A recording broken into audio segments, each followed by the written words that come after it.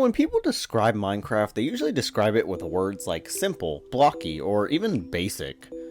On the surface, that feels accurate because visually, it looks very primitive compared to modern games. Mechanically, it doesn't overwhelm you with tutorials, and narratively, it gives you almost nothing to work with. But that simplicity is not a limitation, and instead, it's kind of the entire point, and more importantly, it's the reason the game has remained relevant for so long, while countless, much more complex, more expensive, and more technically impressive games have actually faded away over time. What makes Minecraft so interesting is that it doesn't try to impress you immediately. It doesn't front load excitement, it doesn't throw cinematic moments or scripted events at you. Instead, it drops you into a quiet open world and basically says nothing. That silence is doing a lot more work than people realize, because instead of telling you what the experience is supposed to be, it kind of forces you to define that experience yourself. And that shift from consuming a designed experience to actually creating your own is where the genius starts to really reveal itself. Most games are built around delivering content. They're carefully structured so that every player goes through a curated sequence of challenges, environments, rewards, and so on.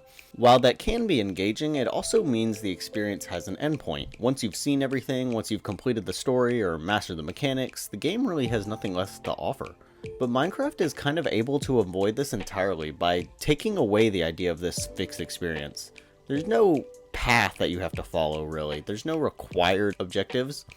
There's no correct way to play, which means the game doesn't really run out of content because the player is the one generating the content as they go. That design choice does sound very simple, but it really does solve one of the biggest problems in game design, which is longevity, because instead of asking how do we keep players engaged, Minecraft asks how do we give players the tools to engage themselves.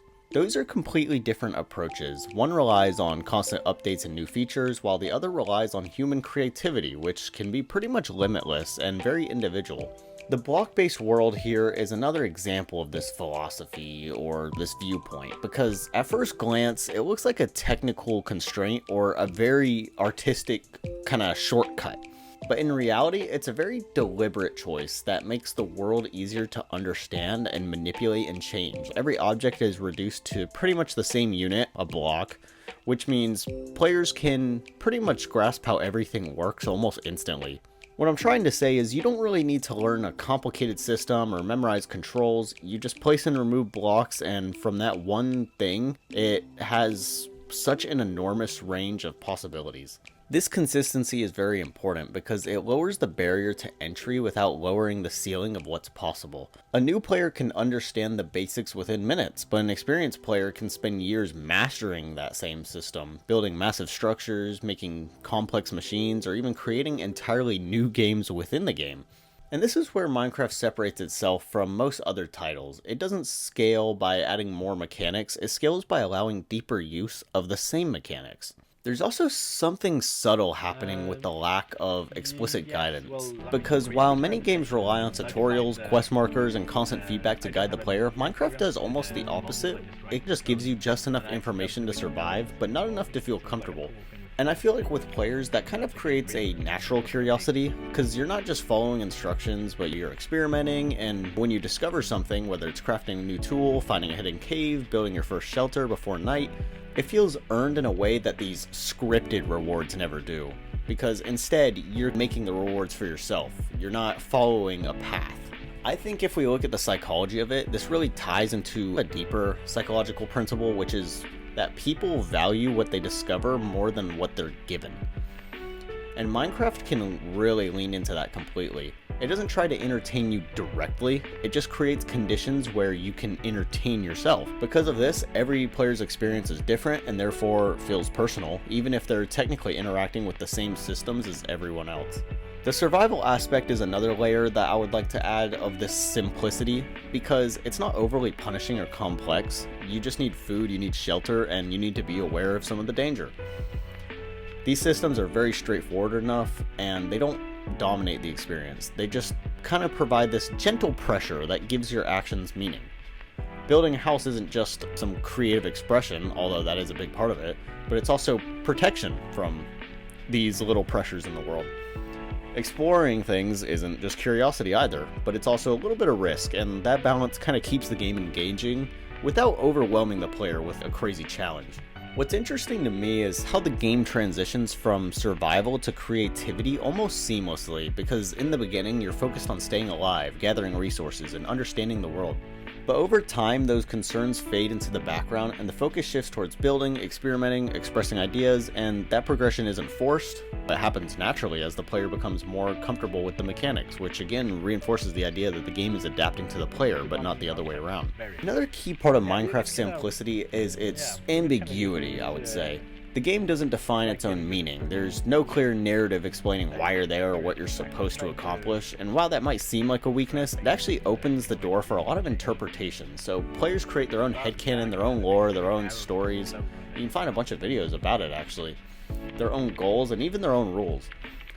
That flexibility allows the game to function in completely different ways depending on who's playing it. It really varies from person to person. For some people, the game is a survival challenge. For others, it's a creative outlet. For others, it's a very social space. And it could be all for some people. And for some, it's even a platform for engineering or programming, especially with all the redstone stuff you can do. And the fact that one game can support all of these experiences without really having to change its design up too much for each player is incredibly rare. And it all comes back to that core simplicity that it has. Even the game's aesthetic plays a role in this. The blocky visuals aren't just iconic, but they're also non-specific. They don't try to replicate our reality in huge detail, which means they leave room for a lot of imagination. A forest in Minecraft isn't just a forest, but it's your interpretation of a forest, and that subtle gap between representation and reality allows players to project their own ideas onto the world, making it feel more personal and more flexible. Sound design works in a similar way. The music is quite minimal, it's pretty ambient, that's pretty much the point, and sometimes it's completely absent, sometimes there's no music playing at all, which creates a space rather than filling it. It doesn't dictate how you should feel, it just kind of enhances what you're already feeling, whether it's calm exploration, quiet focus, or even tension during the night. That restraint is part of the overall design philosophy. Nothing is over-explained or over-delivered. What's even more impressive is how this simplicity supports complexity at a higher level. Systems like Redstone, for example, allow players to build logic circuits, automated machines, functional computers within the game, and yet the basic interaction is just placing and connecting components. The complexity emerges from how those simple pieces interact with each other, not from complicated controls or interfaces right from the get-go. This idea that complexity should emerge from simplicity rather than replace it is something many games struggle with because it requires a very careful balance. If a system is too simple, for some people it might become shallow, but if it's too complex, it becomes very inaccessible. And Minecraft sits in the space where it's easy to start, but difficult to fully master, which is exactly what can keep players coming back. There's also a social dimension to this simplicity, as I mentioned before, because the game doesn't impose strict roles or objectives. Players can collaborate in ways that feel very natural. They can build together, explore together, create their own minigames and challenges, build their own towns, their own communities. And because the rules are flexible, the social experience can evolve over time rather than being locked into a specific format. All of this leads to a kind of timelessness because Minecraft isn't tied to trends or specific mechanics that might later feel outdated. Its core design is so fundamental that it doesn't need to change dramatically to stay relevant. Updates can add new content, but the underlying experience will always remain the same, and that consistency is part of what makes the game feel so enduring. In a way, Minecraft is less like a traditional game and more like a creative system that you can enter. It provides a set of rules, provides a set of tools, but what you do with them is entirely up to you.